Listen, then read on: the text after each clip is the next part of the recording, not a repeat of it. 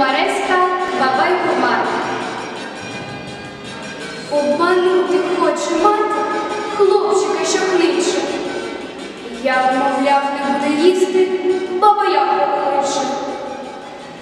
Той сьорбнув, скривився і каже: ну то й звик прояву.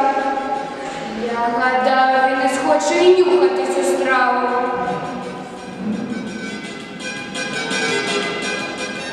Комареська еволюція. З зоопарку батька запитав хлопчина: а чи то правда, що від мавки походить людина?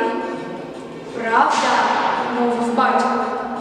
Наука доводить, що людина безперечно від мавки походить. А чому ж ці мавки сильно так відстали? Чом людьми ще й досі справжніми не стали? Батько вуса гладить, весело сміється. Таке, синку, і людям не всім удається.